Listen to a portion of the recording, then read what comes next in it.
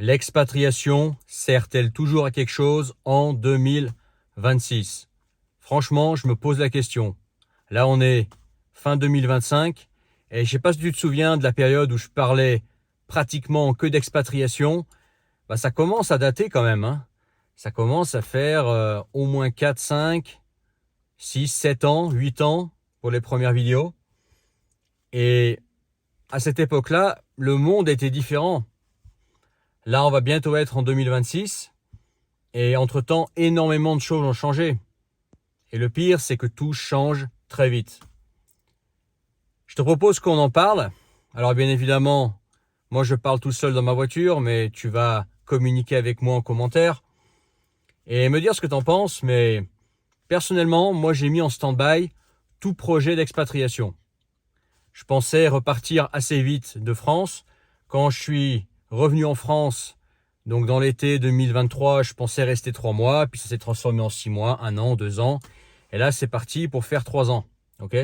Et pour le moment, en fait, je vois pas de raison pressante de partir.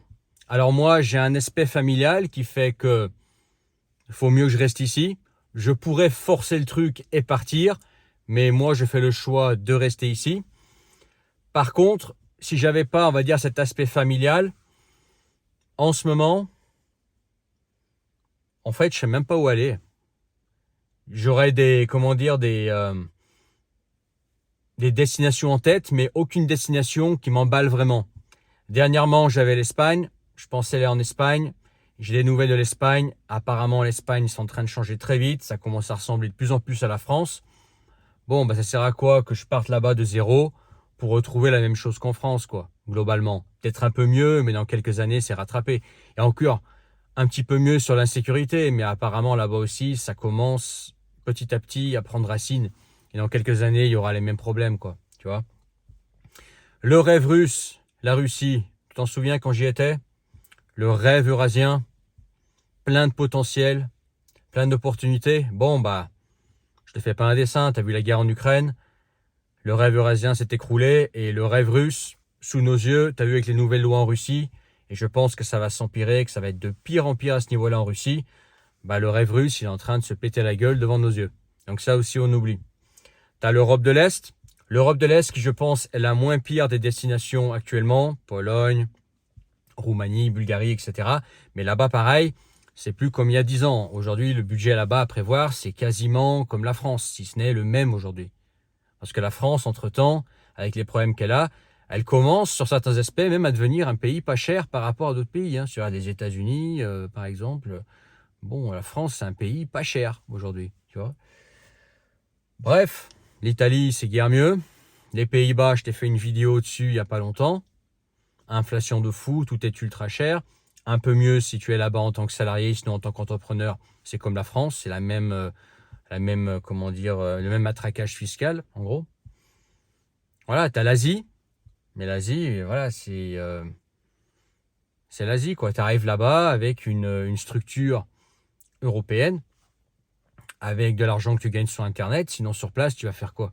Tu vas ouvrir ta boutique en Thaïlande? Tu vas travailler en Thaïlande en tant que salarié? Bien évidemment que non. Tu vois. Et cette inflation, les prix augmentent de partout. Globalement, et encore, pour finir, je t'ai fait une vidéo sur la Nouvelle-Zélande dernièrement. T'as vu la Nouvelle-Zélande? Pareil. L'Australie, pareil. Tu regardes sur Internet, le nombre d'Australiens qui se plaignent que l'Australie devient juste inabordable niveau prix et que c'est de plus en plus difficile de s'en sortir. Bref, la conclusion que je fais en ce moment, c'est que les problèmes sont un petit peu les mêmes de partout. Et qu'on est dans une phase de transition, une phase de mouvement, et qu'en ce moment, les changements sont tellement rapides et radicaux que c'est impossible de se projeter dans 6 mois. Des fois, certains me demandent, ouais, tu penses quoi de ce pays? Toi, tu as été dans ce pays-là, t'en penses quoi, etc. Et des fois, la dernière fois que j'ai mis les pieds dans ce pays-là, c'était il y a 2-3 ans, et je te dis, mais il y a 2-3 ans, aussi bien, c'était plus du tout comme, c'est plus du tout comme ça, quoi. Aussi bien, ça a changé en 2-3 ans. Tu vois, en ce moment, tout change énormément vite. Ce qui fait que c'est difficile de se projeter dans un pays. C'est difficile de se dire, je vais là-bas et voilà, ça ne deviendra pas comme la France, quoi. Tu vois, c'est aussi bien, tu vas te lancer dans une expatriation maintenant, tu vas tout miser, ton énergie, ton temps, ton argent, etc. Remettre en cause toute ta vie pour t'apercevoir que dans un an ou deux, bah finalement, c'est comme en France ou pire qu'en France, parce que ça aura très vite changé. Aujourd'hui, le monde change tellement vite. Ce qui fait que, en ce moment, au moment où je te parle, je me demande encore si l'expatriation est pertinente. Alors oui, ça va l'être pour certaines personnes, je vais y venir, avant d'aller rager dans les commentaires. Pour certaines personnes, l'expatriation, oui, est vraiment pertinente et urgente. Mais si en France, tu n'as pas de raison pressante de partir, que tu es dans un coin où tu es bien, que tu as trouvé un équilibre pas trop mal, que tu es entouré de tes siens, que tu es, voilà, tu as ta femme, tes enfants, etc. Bon, tu as ton train-train, effectivement, il y a des trucs qui ne te plaisent pas en France, des choses que tu voudrais améliorer, mais que globalement ça va. Aujourd'hui, je vois pas trop de raison de partir en fait. J'attendrai plutôt une stabilisation du monde et voir une vision un petit peu comment les choses vont se mettre en place. Et une fois qu'il y a une stabilité, combien de temps ça va prendre pour qu'il y ait une stabilité dans le monde, j'en sais rien. Et une fois qu'il y a une certaine stabilité, que tu vas pouvoir te reprojeter dans des pays, là effectivement ça vaut le coup de faire un move et de risquer beaucoup, parce qu'une expatriation c'est risquer beaucoup, hein. Surtout arriver à un certain âge. Moi j'ai 40 piges, etc. Ma femme non plus, elle ne rajeunit pas. J'ai des parents âgés dont la santé est plus qu'aléatoire. C'est une des raisons principales pourquoi je suis d'ailleurs encore ici. Voilà, si je pars quelque part, il faut que ce soit du solide. Il ne faut pas que je revienne la queue entre les jambes un an après pour me dire finalement ça a très vite changé et puis déchanter. Tu vois, il faut vraiment que le move vaille le coup. Et beaucoup de discours que moi je tenais il y a 5 ans, que d'autres qui sont encore un petit peu en retard tiennent encore sur Internet, ils ne sont plus pertinents aujourd'hui. C'est des discours qui sont dépassés. Le monde, entre-temps, il a changé. Aujourd'hui, si tu tiens un discours dans la thématique expatriation d'il y a 5 ans, bah ça y est, t'es plus dans le coup, c'est fini. Le monde a changé entre-temps, et beaucoup. Bah, par exemple, le rêve eurasien, te rappelles? Quand je parlais de Russie, bon, bah, tout ce que je disais, t'as vu, c'est tout parti en live. Et aujourd'hui, ça s'est encore empiré. Et ça va s'empirer. Ça va s'empirer, vous verrez. Tu vois. Donc ça aussi, c'est un truc maintenant, un Eldorado qu'on met de côté. Temporairement, après, on va voir comment ça va évoluer. Les États-Unis, effectivement, terre d'opportunité, mais une inflation dingue. Tu as intérêt à être costaud si tu veux arriver là-bas. Soit tu as une femme sur place, un travail qui t'attend costaud, soit tu arrives avec un gros pactole. Sinon, les États-Unis, aujourd'hui, c'est du costaud. Le Canada, pareil. Le Canada, ça n'a plus rien à voir. Moi, j'ai jamais été au Canada, mais d'après les recherches que je fais, le Canada, ça n'a plus rien à voir avec ne serait-ce qu'il y a 15 ans, quoi. Ça n'a plus rien à voir au niveau immigration, etc., quoi. Tu vois, le monde se durcit, les prix augmentent de partout, tout se lisse un petit peu et les problèmes que tu as en France, ils vont un petit peu de partout. Tu veux partir pour des raisons de fiscalité? Je te comprends. Moi, le truc qui me casse le plus les couilles en ce moment en France, c'est la fiscalité. Tu vois, c'est vraiment un truc qui me freine. Vraiment, c'est un truc, tu vois, qui me démotive, qui me freine. Tu vois. Mais tu vas aller dans un pays qui a moins de fiscalité. Qu'est-ce qui te garantit que dans un an ou deux, ils vont pas augmenter les impôts ou les doubler? Rien. Ah, donc on voit ce qui se passe en Russie. Avant la Russie, c'était un pays où il y avait peu d'impôts. En ce moment, les impôts montent et petit à petit, ils inventent il y a des nouveaux paliers, ils inventent des nouveaux trucs. Et tu vas voir que les impôts en Russie ils vont augmenter, et qu'à un moment donné, ce sera ouais. Tu vois, tu vas partir pour des raisons d'insécurité. Choisis bien ta destination. Parce qu'aussi bien, un pays qui n'est pas aujourd'hui dans l'insécurité, il peut vite le devenir. On voit avec l'Espagne, les Pays-Bas. Moi, j'ai été aux Pays-Bas. Oui, c'est mieux au niveau insécurité que la France. Mais c'est loin d'être clean et il y a des problèmes. Et que si ça continue dans la direction que les Pays-Bas ont pris, dans 10 ans, les Pays-Bas, c'est comme la France au niveau insécurité. Hein. Tu vois? Donc, quand tu fais un petit peu le tour, que tu te mets à compter ce que tu risques, ce que tu mises, le temps, l'énergie, tout ce que ça implique, les changements constants qu'il y a dans le monde actuellement, le manque de possibilité de se projeter, tu te dis aussi bien en attendant que la pluie passe, là il s'est mis à pleuvoir, en attendant que la pluie passe, autant rester là où je suis et puis observer. Observer, une fois que ça se stabilise, une fois que tu as un vrai projet où tu dis « Ah ouais, là je vais y aller à fond, là je vais juste là-bas, pas par dépit. » Par exemple, moi, l'Espagne, c'était par dépit. Je dis « Voilà, bon, voilà, ça serait un peu mieux. Ouais, mais j'ai pas envie de faire ça. » Tu vois, moi, il faut vraiment que ça soit vraiment en mode « Ah ouais, là j'ai envie d'y aller, on y va. Et puis ma femme aussi, je veux qu'elle soit bien aussi, tu vois. Je veux pas qu'elle subisse une expatriation, je veux qu'elle aussi soit de bonnes conditions. Donc ce qui fait que moi je tiens compte aussi de ses goûts et de ses critères, etc. Donc voilà, si tu as des enfants, ce sera encore largement pire. Les enfants, la scolarisation, etc., le déracinement de tes enfants, bref. Si tu as des enfants, tu le sais mieux que moi.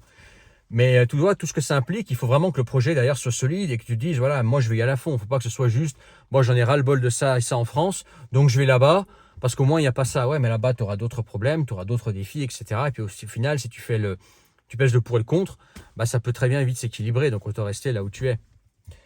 Maintenant, l'expatriation, est-ce qu'elle est encore pertinente et est-ce qu'elle est encore urgente pour certaines personnes? Je vais te dire ce que j'en pense. 2 axes que je vais développer. La première chose, si tu es un citadin, que tu es en France et que tu es un citadin, effectivement, je vois que l'expatriation. Moi, je suis un campagnard, j'adore la campagne. La vie à la campagne que beaucoup de gens trouvent ennuyeuse, pas intéressante, etc. Moi, au contraire, j'adore ça parce que j'aime les activités de campagne.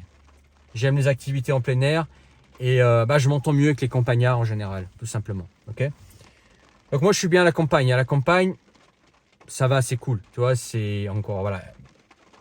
Ça peut arriver les problèmes, mais en général, il n'y a pas d'insécurité, etc. C'est calme, etc. Il y a juste l'administration qui est la même partout comme en France. Okay, et les taxes foncières ou les CFE qui peuvent être très élevés à la campagne selon là où tu es. Attention à ça. Mais sinon, ça va. Mais par contre, si tu es un citadin et que tu veux vivre un mode de vie citadin sans insécurité, il n'y a pas d'autre choix. Il n'y a que l'expatriation. Aujourd'hui, en France, dans une grande ville, tu peux plus vivre sans insécurité. C'est fini. Tu peux plus te promener le soir tranquille, sans avoir repensé, avec ta femme tranquille, sans te faire emmerder. C'est fini. Si tu es un citadin, que tu veux vivre un style de vie citadin, là oui, effectivement, il n'y a que l'expatriation. Même si c'est une expatriation forcée, où tu vas faire des sacrifices, si tu tiens à ce style de vie citadin tranquille, sans insécurité, il n'y a que l'expatriation. La France, t'oublie. Autre chose, et moi je suis dans ce cas-là aussi, c'est que tu peux vivre en France. Et comment moi je suis pas malheureux en France, c'est de savoir que tu peux quitter la France. Ça veut dire que si tu vis en France, mais que tu sais que tu es coincé ici, que tu n'as pas de plan B, que tu n'as pas d'échappatoire si jamais ça devait vraiment tourner au vinaigre, tu seras malheureux. Mais moi par exemple, j'ai un plan B, j'ai même un plan C. Moi je sais que si je veux forcer le truc, si je veux ne plus penser à ma famille, penser qu'à ma gueule, si je veux, si demain vraiment ici ça devient invivable et que il faut que je parte ou que je sais pas, un truc qui fait que il faut que je mette l'accélérateur, moi je peux partir rapidement de France, tu vois. J'ai un plan B, j'ai un plan C, j'ai un backup, j'ai des langues, je suis fort en langue, j'ai plusieurs langues à mon arc, à bon niveau. Je peux faire du business, je peux faire autre chose dans d'autres langues. Je peux trouver du travail à l'étranger si je veux. J'ai quand même si c'est plutôt diminué ces dernières années, mais il est encore là. J'ai un revenu sur Internet qui me permet, par exemple, de vivre quelque part en Amérique du Sud ou en Asie. Ce type de revenu qui permet de vivre là-bas, je l'ai encore, tu vois. Bref, j'ai un bagage international qui me permettra de faire mon trou à l'international si je veux vraiment. Bref, moi, si tu veux, j'ai la banane en France parce que je sais que je suis pas coincé ici. Je suis ici par choix fait selon des priorités du moment. Des choses dans la vie qui fait que voilà, tu pèses le pour, le contre, je reste, tu restes pas. Est-ce que je pense qu'à moi, est-ce que je pense pas qu'à moi, est-ce que c'est maintenant, pas maintenant, tu vois, des choses comme ça. Je vais pas trop rentrer dans les détails privés. Ce qui fait que voilà, je suis ici, mais je subis pas dans le sens où si vraiment demain il faut que je parte, je peux. Si vraiment j'ai besoin de changer de pays, je peux. Si vraiment j'ai besoin de tout lâcher et de me reconstruire, de partir à zéro à l'étranger, je peux. Tu vois, j'ai la structure, les capacités et l'expérience pour ça. Ce qui fait que je ne suis pas coincé en France. Et quand tu as ça, quand tu as un plan B, quand tu sais que s'il faut partir, tu peux partir, la France devient beaucoup plus vivable. Parce que tu sais que tu n'es pas bloqué ici. S'il y a nécessité, tu peux partir. Donc moi, ce que je te dirais, c'est que si tu es en France et que tu n'as pas vraiment envie de quitter la France, que tu quitterais la France par dépit, tu quitterais la France parce que voilà, il y a des choses qui te font vraiment trop chier, comme l'insécurité, peut-être la fiscalité, l'administration. L'administration, tu vas voir, c'est universel. Hein. Que tu ailles partout, il y aura de l'administration. Et encore, ce ne sera pas dans ta langue. Ou un truc la mentalité en France, etc., la morosité, etc. Des choses comme ça qui t'emmerdent en France. mais qu'au fond, tu veux pas vraiment quitter la France, bah quitte la France sans la quitter. Ça veut dire travaille sur un plan B, travaille sur un échappatoire. Si jamais il faut que tu partes, bah tu peux. C'est-à-dire que si un jour il peut arriver n'importe quoi ou il faut que tu partes, il faut pas que tu te retrouves, bah je suis coincé en France. Voilà, ça s'arrête là. Non, il faut que tu aies la possibilité de partir ailleurs et de reconstruire une vie ailleurs. Si tu as ça, si tu as ce plan backup, que tu as toujours cette réserve de je peux quitter la France si je le veux vraiment, tu vas voir que déjà la France va devenir beaucoup plus vivable pour toi parce que tu seras ici en fait par choix, non pas par dépit. Tu auras fait tes choix, tu dis voilà, je reste en France parce que je suis cela, parce que mes enfants ceci, parce que mes parents ceci, parce que mon business cela, etc. Mais j'ai la possibilité de partir si je veux. J'espère que je me suis bien fait comprendre, tu vois. Donc travaille plutôt sur un échappatoire, sur un plan B. Peut-être que ça t'obligera à voyager, à construire ton plan B à l'étranger, de le mettre en place, etc. Penser différemment le travail, peut-être penser plutôt à un truc géographiquement indépendant plutôt que d'un truc où tu es cloîtré quelque part. Penser, si par exemple tu veux pas faire un truc sur Internet, à des compétences couteau suisse, des compétences qui sont facilement vendables à l'étranger, qui sont recherchées à l'étranger. Bref, quelque chose qui est exportable. Okay, et ça, tu peux très bien le faire en France. Tu peux créer ton plan B, tu peux créer ta vie à l'étranger en France. Et si jamais l'obligation de partir se fait, tu peux. Ou si un jour tu dis voilà, cette fois j'en ai vraiment marre, tu peux. Ou si un jour voilà, le monde, je pense qu'on va finir par le monde se stabilise, je dis voilà, maintenant j'ai plus de visibilité, je prends moins de risques à m'expatrier, les pays on voit un peu où est-ce qu'ils vont aller, il y a moins de guerres qu'avant, les choses se sont éclaircies. Là, tu peux dire, voilà, je mets en place mon plan B et là, j'y vais tranquille. Ok. Voilà quelle est ma vision fin 2025. Moi, personnellement, je me presse pas de partir maintenant. Je pensais partir, mais là, vu le monde, vu ma situation perso, j'ai pas trop de raison de partir. Ok. Il y a certains trucs qui m'emmerdent en France, on est bien d'accord. Hein. Mais quand je pèse le pour et le contre, le coût d'opportunité, les risques, les changements dans le monde, d'autres trucs, quand je pèse le pour et le contre, moi il faut mieux que je reste ici pour le moment. Mais j'ai un plan B, un plan C, j'ai des scénarios et des trucs que je peux déployer très vite en fonction des choses qui peuvent arriver dans le monde. Je pense que tu m'as compris. Mais pour le moment, je pense qu'il n'y a pas de raison de s'alarmer. Mais ça peut très vite changer. Hein. En ce moment, le monde il change tellement vite que aussi bien dans un mois, c'est la panique générale et il faudra déployer un plan. Voilà. Dis-moi ce que tu en penses en commentaire. Est-ce que selon toi, l'expatriation est toujours pertinente? Moi, je pense que ça dépend de ta situation perso. Avant, c'était très, on va dire, on pouvait voilà, comment dire, dans les grandes lignes, parler pour les autres, j'ai envie de te dire. Aujourd'hui, ça dépend vraiment des situations de chacun. Vraiment, c'est ta situation en France. Toutes les situations en France ne se valent pas. T'as vivre en France, dans quelles conditions, dans quel coin, en faisant quoi, etc. En fait, vivre en France, ça veut rien dire, ça dépend de tes conditions. Comme vivre dans n'importe quel pays, oui et non, ça dépend de tes conditions à toi. Tes conditions peuvent être très bonnes, comme pour ton voisin, les conditions peuvent être horribles. Et ce qui fait que l'expérience sera pas du tout la même, tu vois, ou que tu peux repousser des plans que l'autre peut pas repousser parce que si cela, quoi. Ok. Voilà. Donc les citadins, vous m'avez entendu. Les autres, voilà, le plan B. Et pour ceux qui voulaient une réponse, ouais, tu crois qu'il faut s'expatrier actuellement où? Bah, en ce moment, franchement, j'ai envie de te dire, pour moi, l'expatriation perd en pertinence. Perd en pertinence. Voilà. Notamment si tu n'es pas, voilà, cet homme célibataire seul, qui a plus de parents, qui a pas d'enfants, qui a pas de femme, qui a ses revenus sur Internet et qui veut être au chaud toute l'année et être entouré de filles de joie. Voilà. Celui-là, bon, c'est une catégorie à part, t'en fais peut-être partie.